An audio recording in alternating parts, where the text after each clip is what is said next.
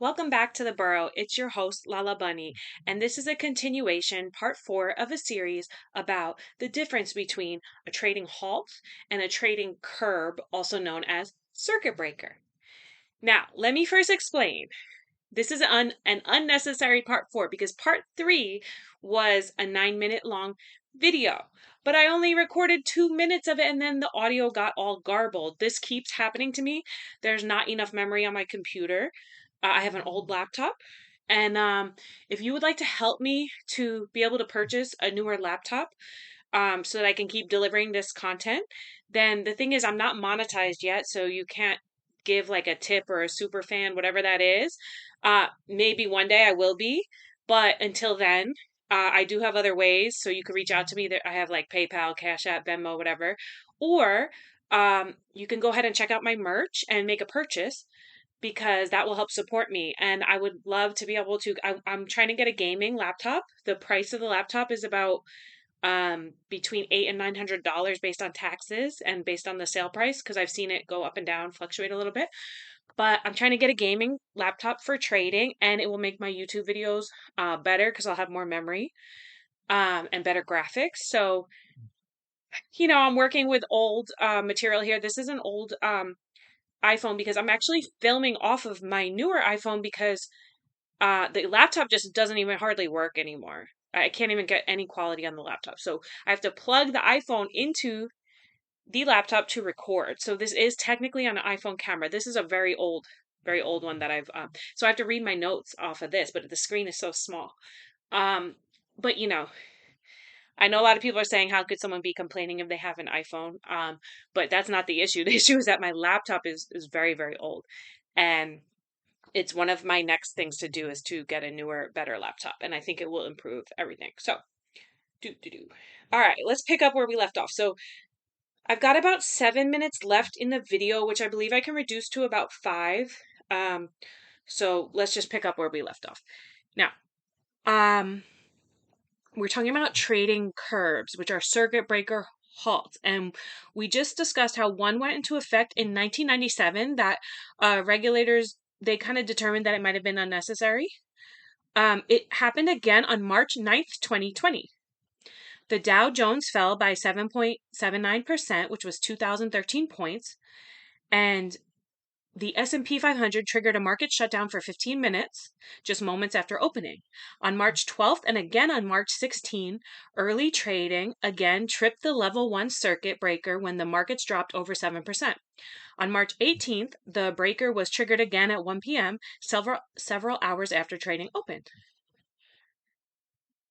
Now, there's also something called program trading curbs that was formally implemented, but has since, they don't do it anymore. So the NYSE formally implemented a curb on program trading under certain conditions. A program trade is defined as a basket of stocks from the S&P 500 where there are at least 15 stocks or where the value of the basket is at least $1 million.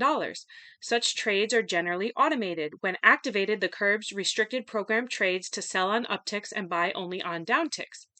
The trading curbs would become activated whenever the NYSE Composite Index moved 190 points or the Dow Jones Industrial Average moved 2% from its previous close. They remained in place for the rest of the trading day or until the NYSE Composite Index moved to within 90 points or the Dow moved within 1% of the previous close. Since over 50% of all trades on the NYSE are program trades, this curve was supposed to limit volatility by mitigating the ability of automated trades to drive stock prices down via positive feedback.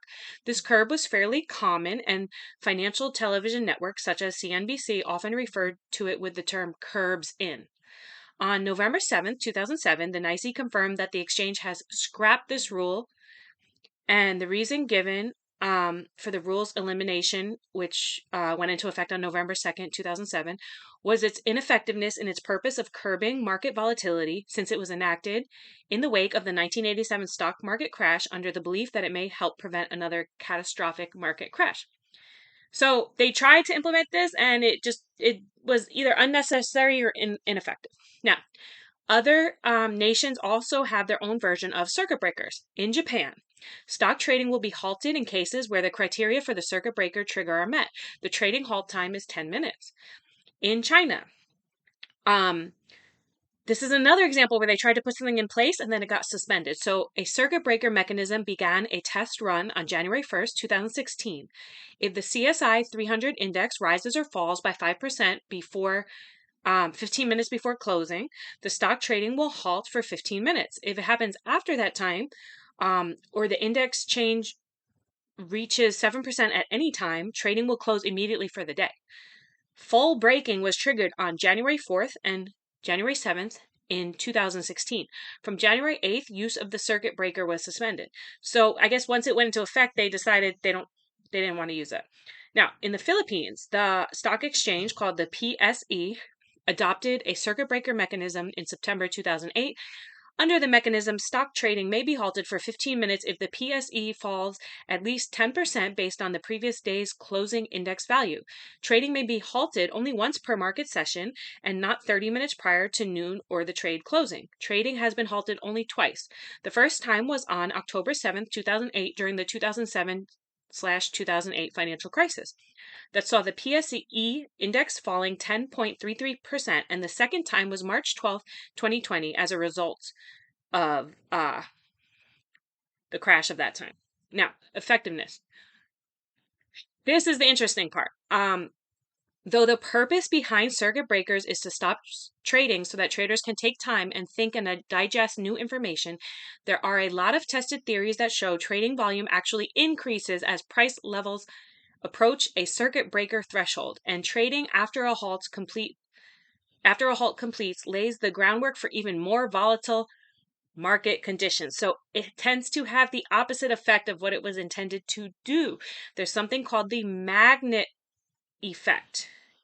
The Journal of Financial Markets has published work specific to the use of circuit breakers and their effects on market activity. And there's something called the magnet effect, and this theory claims that the closer market levels come to a circuit breaker threshold, the more exacerbated the situation will become, as traders will increase volume by unloading shares out of fear that they will be stuck in their positions if markets do stop trading. They don't want their money all tied up when it's halted. It is believed there was an institutional bias to circuit breakers, as all of the large banks, hedge funds, and even some pension funds had designated floor traders on the floor of the NYSE who can continue trading while the markets are closed to the average investor. This argument is becoming less relevant over time as the use of floor traders diminishes and the majority of trading is done by computer-generated algorithms. Okay, something also called price discovery.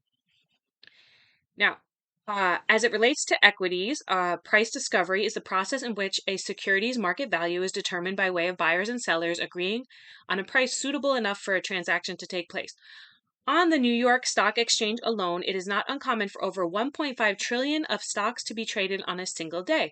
Due to the large amount of transactions that take place every day, experienced traders and computer using algorithmic trading make trades based on the slightest upticks and downticks in price and subtle changes in the bid-ask spread.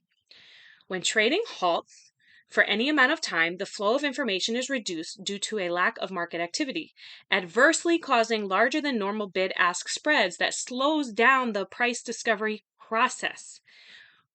When stock-specific trading halts occur in order for press releases to be announced, the market has to then make a very quick assessment of how the new information affects the value of the underlying asset, leading to abnormal trading volume and volatility. So, you may have heard the theory of efficient markets. So, unfortunately, these halts actually make the market less efficient. They make it more inefficient.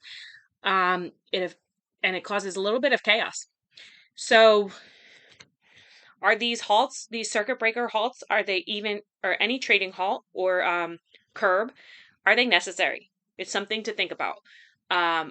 This could change, like the policies could change. We haven't seen a circuit breaker halt due to this recent, what you would call the market crash of 2025.